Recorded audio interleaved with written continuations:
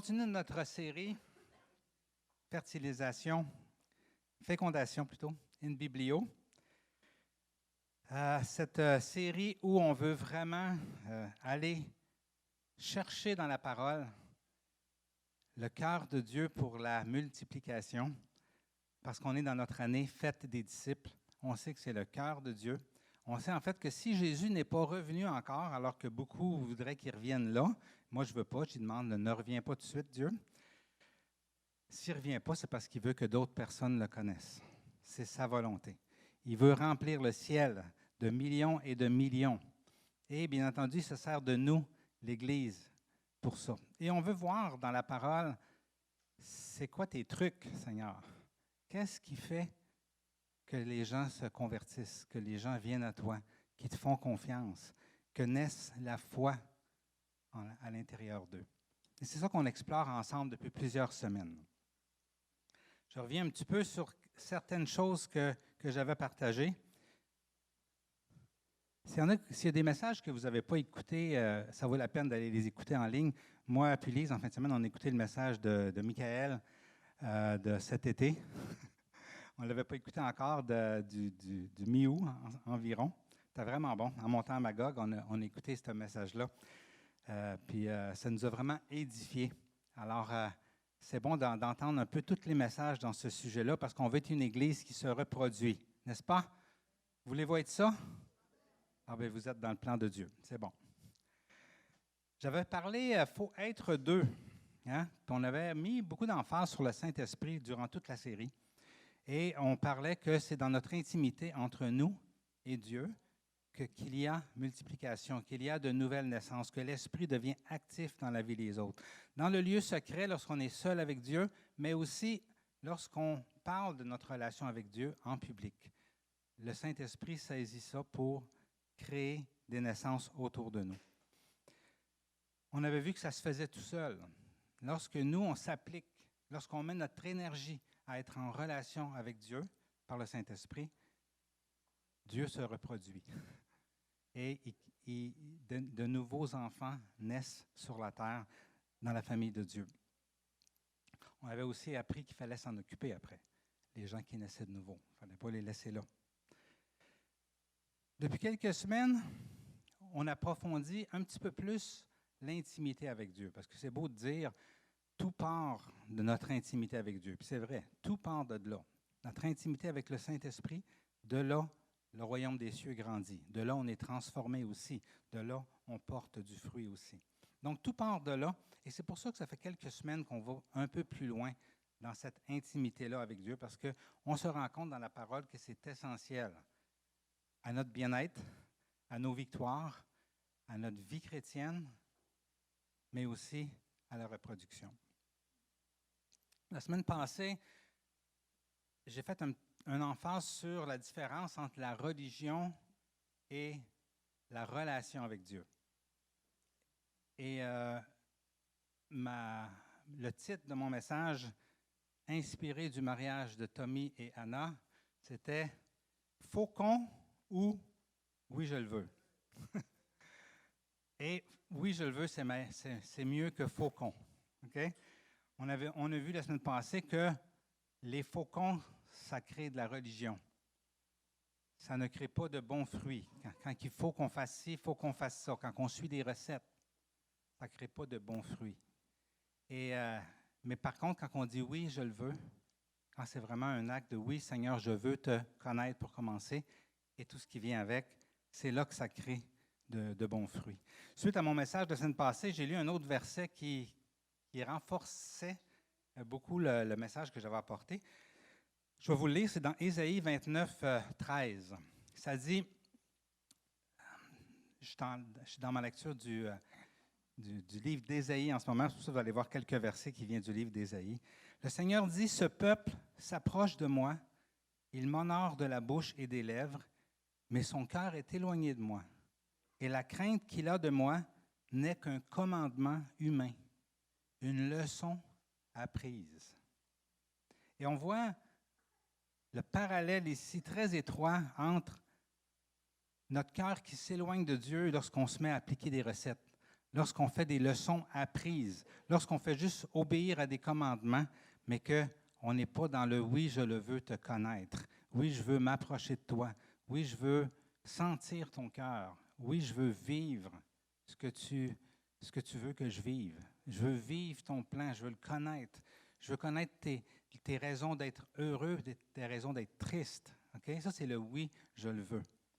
Ça, c'est la relation, c'est ce pourquoi Jésus est mort sur la croix. Par contre, toutes les recettes, toutes les « faut qu'on fasse ci, faut qu'on fasse ça », ça nous éloigne de Dieu. Et bien entendu, ça ne produit pas non plus un fruit attirant. Dans Ésaïe aussi 26, 17, 18, je ne l'ai pas en diapositive, mais Dieu il nous dit ici, vous souffrez pour rien. Hein? Il dit, pareil à une femme enceinte sur le point d'accoucher qui se tord et crie à cause de ses douleurs. Voilà ce que nous avons été loin de ta présence éternelle. Nous avons commencé une grossesse, nous avons éprouvé des douleurs, et quand nous accouchons, ce n'est que du vent. Nous n'avons pas contribué au salut de la terre. Et les habitants du monde ne sont pas venus à la vie. C'est fort comme message. Moi, en tout cas, ça me rentrait dedans là, Quand est-ce que ça arrive, ça, qu'on a des douleurs, on souffre, mais finalement, pour rien, en accouchant de rien, de vent, comme le verset dit, loin de ta présence. Lorsqu'on est loin de la présence de Dieu et qu'on fait juste pratiquer une religion chrétienne, on souffre et on accouche du vent. On ne contribue pas au salut des habitants du monde. Ils ne viennent pas à la vie. Donc, une relation avec lui, ça change tout. Ça change tout dans notre ambiance personnelle, ça change tout autour de nous. Et au lieu d'apporter du jugement dans nos cœurs envers les gens autour qui vivent tout croche, ça nous amène plutôt à avoir de l'amour pour eux et de l'espérance. Et dans Ésaïe encore, on voit ce désir du cœur d'un homme en la présence de Dieu par rapport aux personnes autour de nous qui sont tout croche, qui marchent tout croche et même qui ne veulent rien savoir de Dieu pour le moment. Ça dit que tes morts reviennent à la vie. Voyez-vous la différence entre juger les gens autour et les aimer? Que tes morts reviennent à la vie, que mes cadavres se relèvent. Réveillez-vous et exprimez votre joie, vous qui êtes couchés dans la poussière. Oui, ta rosée est une rosée vivifiante et la terre redonnera le jour aux défunts.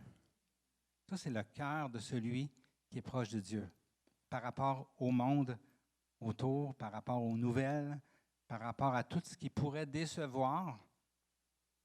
Au lieu de décevoir, c'est comme non. Il y a de l'espoir pour eux. Il y a de la vie pour eux. Même si on a l'air à être morts, Dieu a une vie pour eux. Ça, c'est le cœur de Dieu. Donc, le fruit du temps passé avec Dieu, c'est un fruit de vie. Et dans Galates, on voit la liste des fruits du temps passé avec Dieu. L'amour, la joie, la paix, la patience, la bonté, la bienveillance, la foi, la douceur, la maîtrise de soi et plein d'autres bons fruits. Passer du temps avec Dieu, ça fait des fruits qui ont une odeur agréable pour les personnes autour de nous, qui ont un goût agréable pour les personnes proches de nous et qui attirent les personnes vers Dieu. Aujourd'hui, j'avais à cœur de mettre l'emphase sur un de ces fruits-là. Et c'est sur la bonté de Dieu. Et j'ai intitulé mon message « Sa bonté est contagieuse ». Amen. Sa bonté est contagieuse. Lorsqu'on est en contact avec la bonté de Dieu, on a le goût de s'approcher de Dieu. Lorsqu'on est en contact avec la bonté de Dieu sans savoir que c'est Dieu, on a le goût de chercher d'où vient cette bonté-là. Et si on cherche, c'est Dieu qu'on va trouver. Avez-vous déjà rencontré quelqu'un de bon dans votre vie? Oui? Il y en a des personnes qui sont bonnes autour de nous autres. Hein? Moi puis Lise, on jasait, puis on se demandait qui. En fait, il y en a plusieurs personnes qui sont bonnes, à différents degrés, je dirais, parce qu'on n'est pas parfait. On se souvient de notre maman spirituelle qui est Charlotte Perrault, qui a fondé la mission. À quel point cette femme-là, chaque fois qu'on l'entendait ou qu'on la voyait agir, c'était toujours empreint de bonté envers son prochain, constamment. Une autre madame qu'on a connue aussi, Pat, qui était une intercesseur, une dame de la Californie, qui est déjà venue nous visiter une fois et qui intercède jusqu'à ce jour depuis au moins 25 ans pour notre Église. De la Californie à la cœur, notre Église. Elle veut qu'on se reproduise, qu'on se multiplie, qu'on soit guéri, qu'on soit délivré. Pat, quand on est en contact avec elle, quand on jase avec elle, on entend juste des paroles de bonté. Et oui, il y en a des personnes, plein de personnes bonnes autour de nous. Moi, personnellement, la plus proche que j'ai eue, je vous en parle souvent, là, c'est ma grand-maman, la mère de mon père, était une dame qui vivait pour sa famille et pour son prochain. Madame pleine de bonté. Les personnes sont bonnes à différents niveaux. Et la personne la plus bonne qu'on peut trouver, la meilleure, c'est sûr que si on s'approche, si on commence à connaître l'intimité de sa vie, on va toujours trouver des défauts. On va toujours trouver, peut-être là, pas tout à fait. C'est normal, on est humain. On est tous en cheminement. Pour certaines personnes, c'est vraiment dur de trouver de la bonté. Hein? Qu'est-ce qui fait que des personnes sont bonnes et des personnes sont moins bonnes? En fait, c'est toutes sortes de choses. C'est la famille dans laquelle on est né, c'est notre génétique, c'est les parents qu'on a eus, les exemples de bonté qu'on a eus autour de nous. C'est aussi les déceptions, les frustrations, les personnes avec une mauvaise influence autour de nous, les blessures dans notre vie, qui va faire que notre vie va être plus centrée sur nous ou plus centrée sur vouloir agir avec bonté autour de nous. Donc, on part de quelque chose. Mais la bonté est en chacun des êtres humains. Pourquoi? Parce qu'on a été créé à l'image de Dieu. Donc, la bonté est déjà là. Mais à cause de notre background, c'est à différents niveaux qu'elle est en dedans de nous autres. C'est quoi les caractéristiques de la bonté? Okay? La grosse caractéristique d'une personne bonne, c'est où est-ce qu'elle est centrée. Plus une personne est centrée sur elle-même, moins on va ressentir sa bonté. Plus elle est centrée sur son prochain, plus on va ressentir que c'est une personne bonne.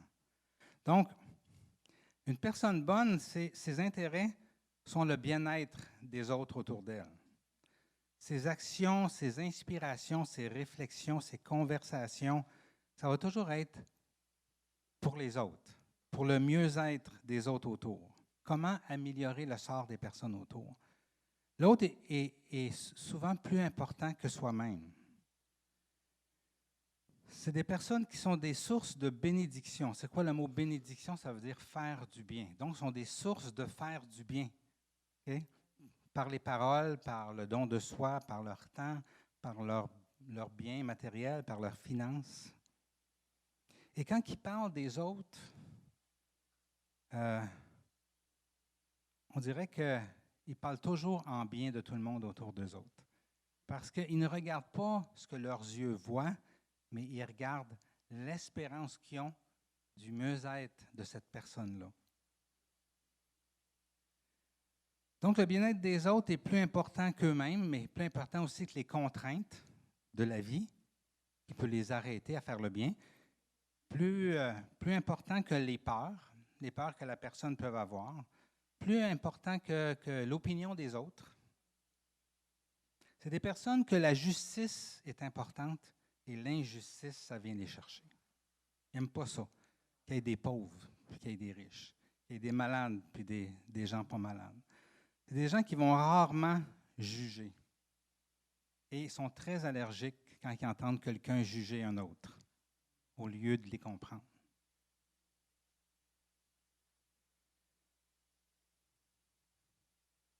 Pour ça, ben, c'est des personnes qui ont une tendance, un petit penchant naturel pour les personnes démunies. Et démunies dans tous les sens, pas juste au niveau financier, pas juste au niveau social, mais ça peut être quelqu'un au travail qui est dénigré des autres, ou une personne qui est à l'école et qui a de la misère à passer son année. C'est toutes des choses, toutes les injustices, toutes les personnes qui ont plus de difficultés, c'est des gens qui vont les attirer et qui vont avoir le goût de les aider. Donc, on n'est pas tous égaux au niveau de la bonté qui nous habite. OK? Mais par contre, on est tous en cheminement pour devenir meilleurs un coup qu'on connaît la bonté. C'est qui la bonté? C'est Dieu. Hein? Donc, on part tous dans quelque part, et peu importe d'où on part, lorsqu'on rencontre Dieu, on est en cheminement pour devenir de mieux en mieux. Est-ce qu'il y a des personnes qui sont parfaitement bonnes sur la terre? Selon Jésus, non. Parce que lorsque quelqu'un l'interpelle et lui dit que, bon, je ne me souviens pas si c'est mon bon maître, mon bon Seigneur, il répond, pourquoi m'appelles-tu bon? Personne n'est bon, si ce n'est Dieu seul. Bien entendu, Jésus n'avait pas révélé que c'était lui, ça, qui était Dieu. Il savait que la personne qui s'adressait à lui pensait s'adresser à un homme ordinaire, peut-être un peu mieux que l'ordinaire, supérieur à la moyenne en bonté. Mais il savait que cette personne-là savait qu'il ne s'adressait pas à Dieu. Alors, il fait juste mettre le point CI. Pourquoi m'appelles-tu bon? Personne n'est bon, si ce n'est Dieu vraiment. Donc, il apporte un fait ici, OK? C'est que personne n'a atteint la bonté pleine du royaume, qu'on va tous avoir un jour.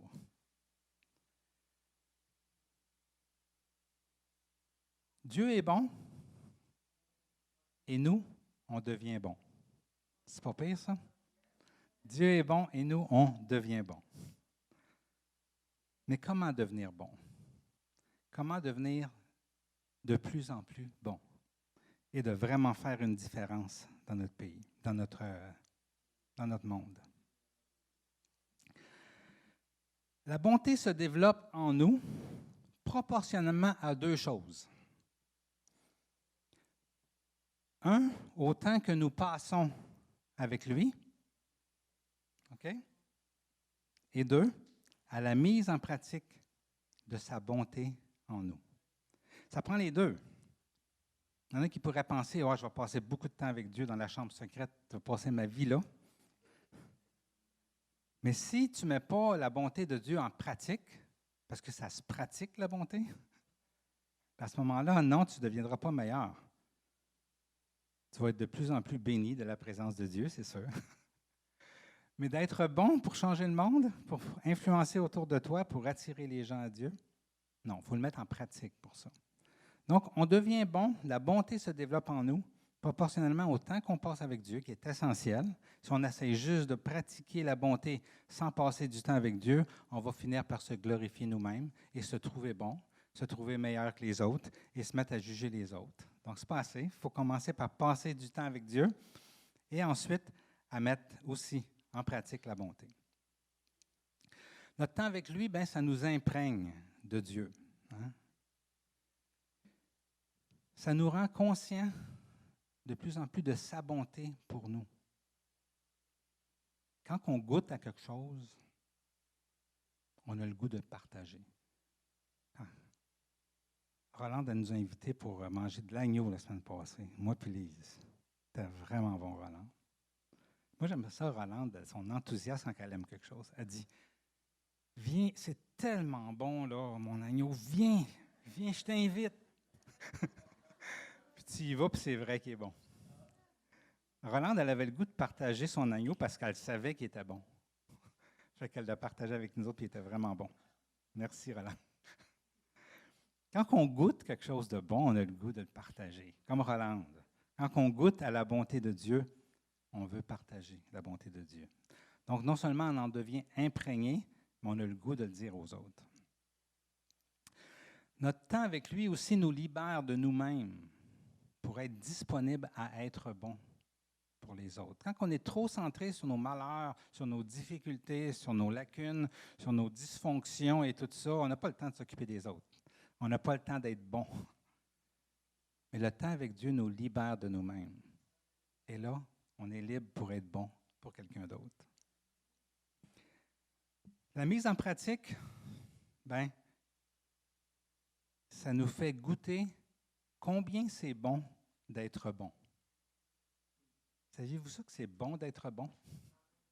Avez-vous déjà ressenti quand vous avez fait une bonne action que ça fait du bien? On se sent bien.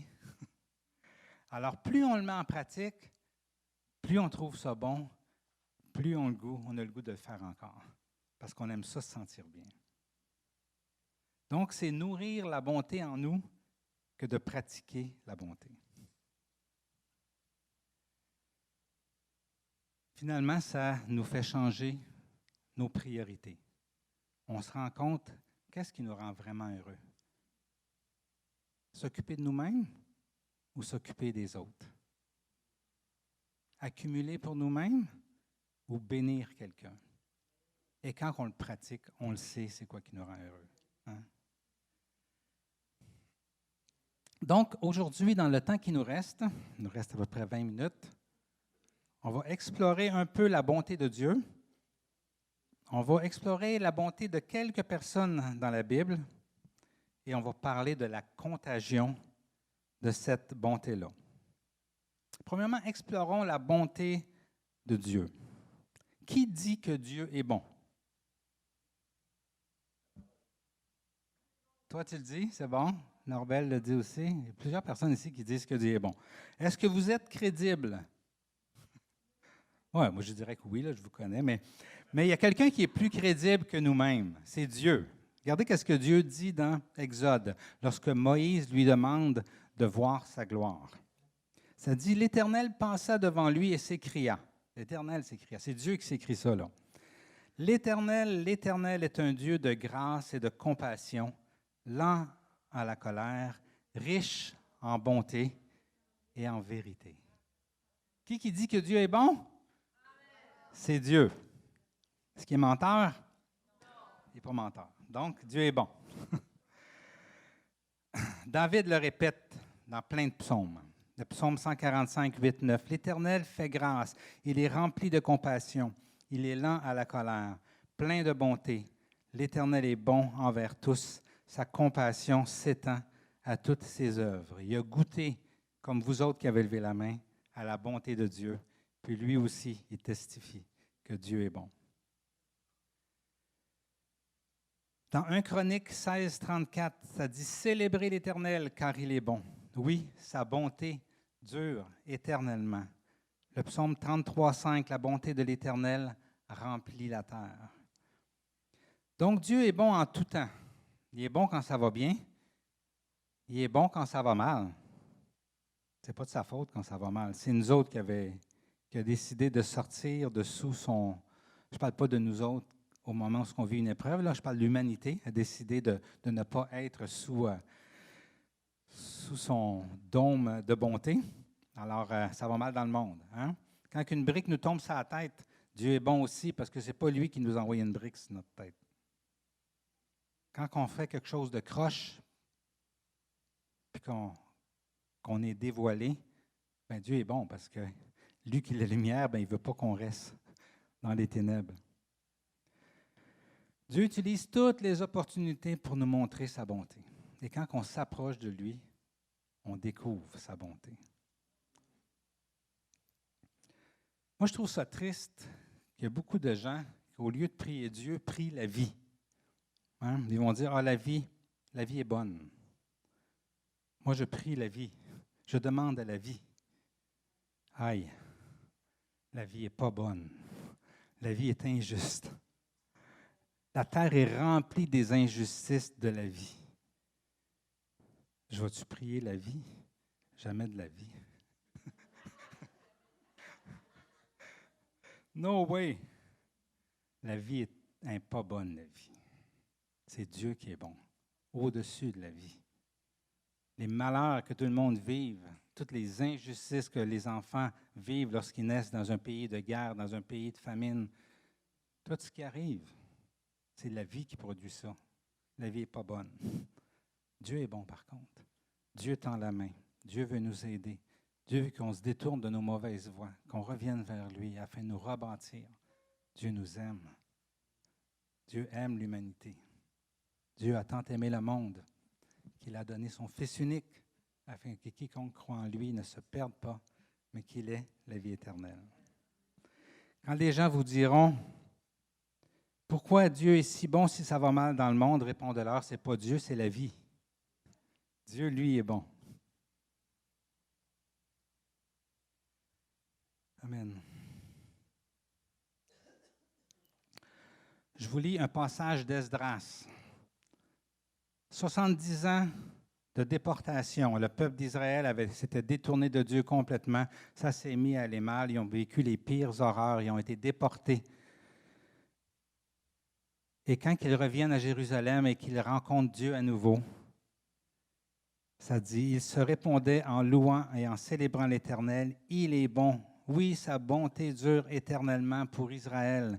Et tout le peuple poussait de grands cris de joie en louant l'Éternel parce qu'on posait les fondations de la maison de l'Éternel. Peu importe ce qui peut se vivre sur la terre, quand on s'approche de Dieu, on voit que lui, c'est sa bonté qui émane de lui pour nous. Et il attend juste qu'on s'approche pour la déverser sur nous et pour nous aider. Alors Jésus nous invite à rencontrer le bon papa. Il dit, si donc mauvais comme vous l'êtes, vous savez donner de bonnes choses à vos enfants, votre Père céleste donnera d'autant plus volontiers de bonnes choses à celui qui les lui demande. Lorsqu'on rentre dans la chambre secrète, qu'on ferme la porte et qu'on rencontre le Père dans le secret, c'est la bonté qu'on rencontre.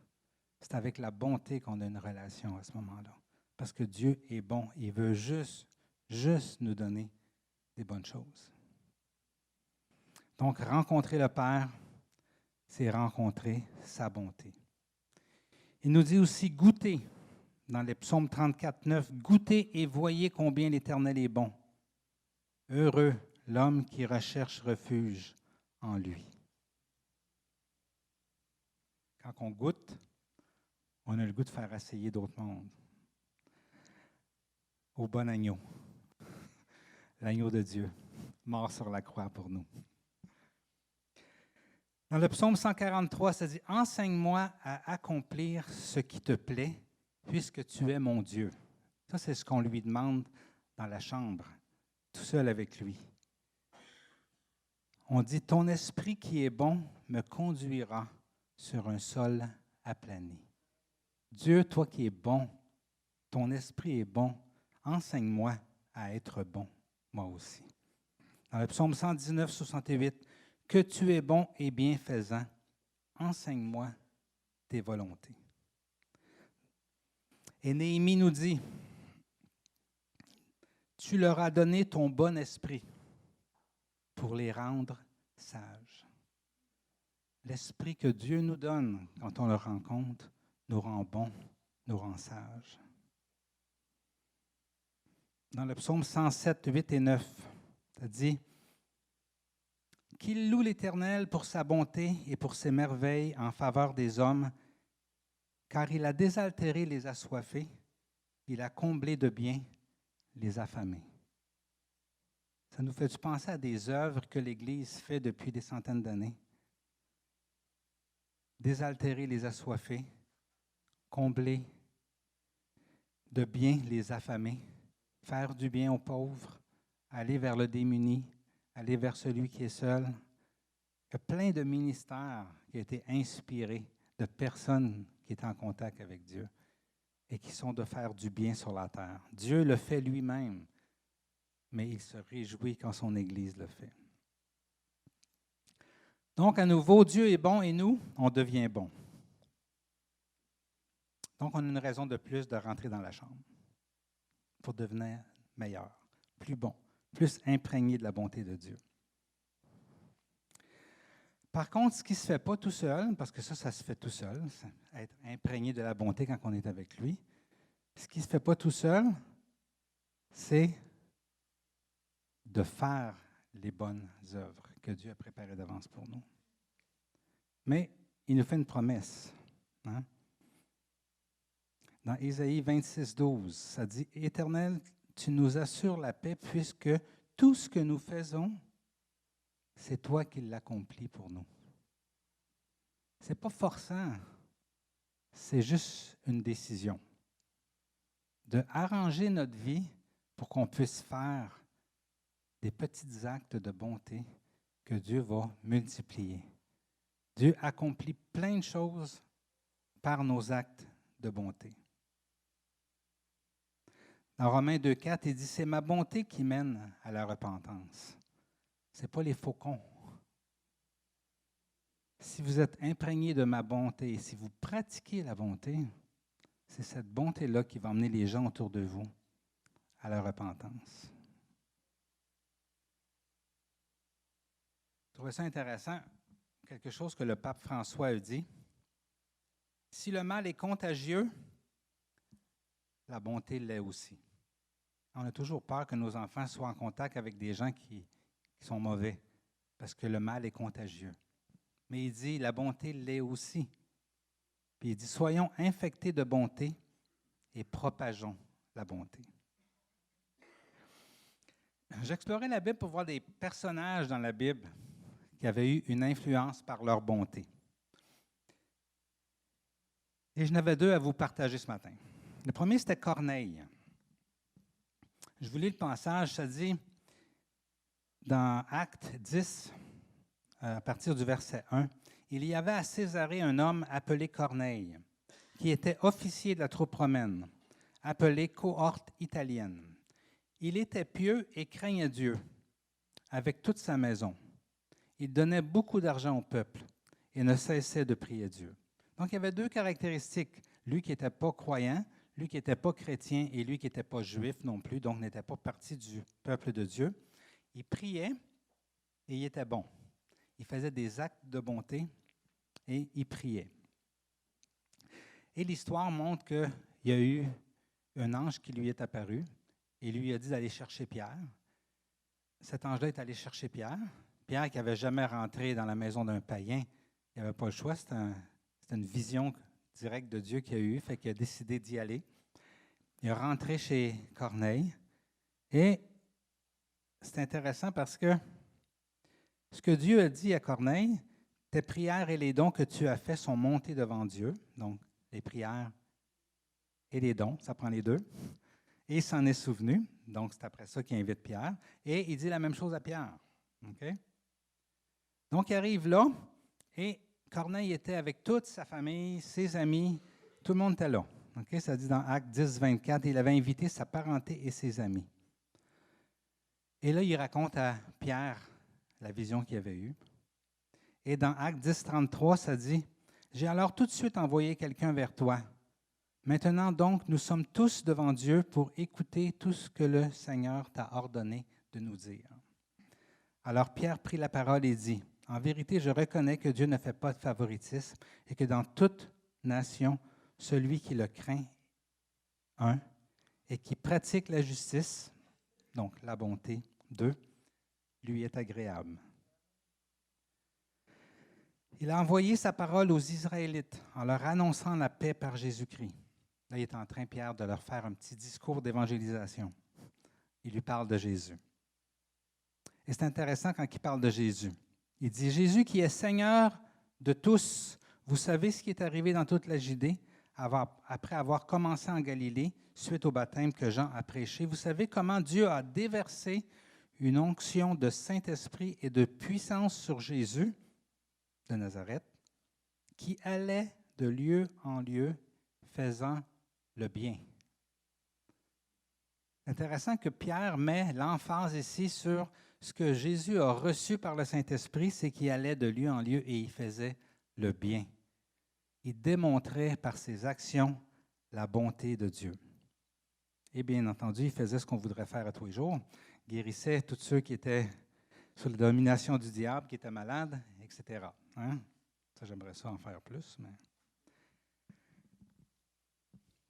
Pierre parlait encore quand le Saint-Esprit descendit sur tous ceux qui écoutaient la parole. Et tout le monde a reçu le Saint-Esprit. Tout le monde s'est fait baptiser. Tout le monde a été converti. C'est Corneille qui était pieux.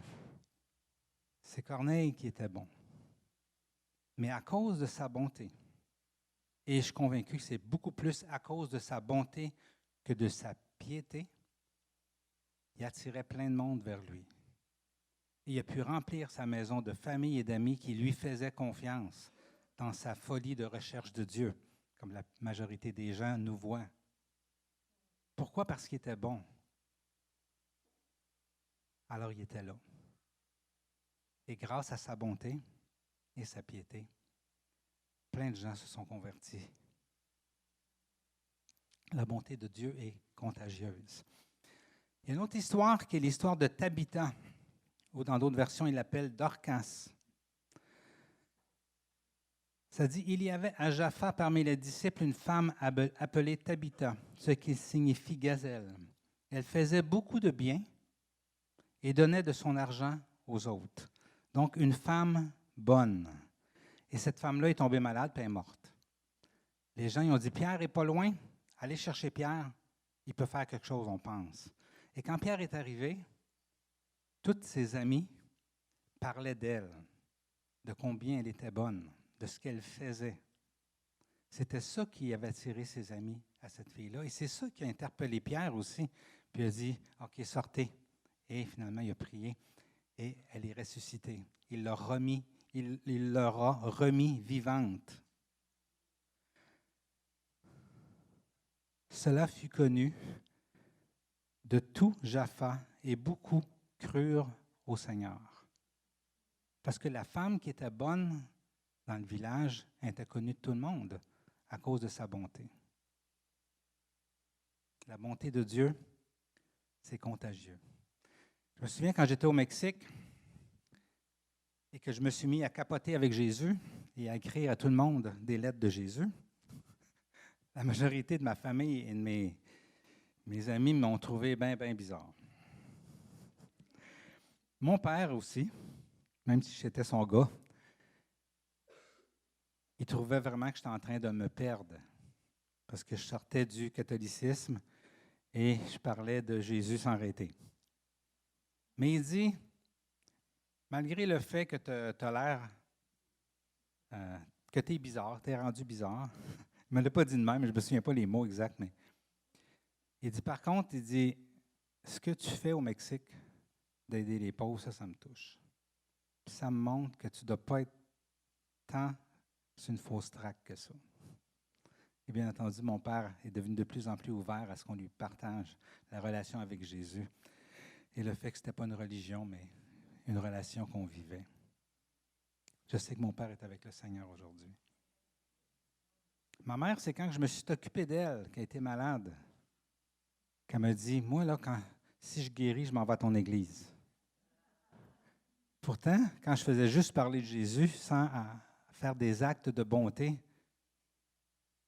ça la repoussait un peu. Elle trouvait ça, qu'est-ce qui arrive avec mon gars?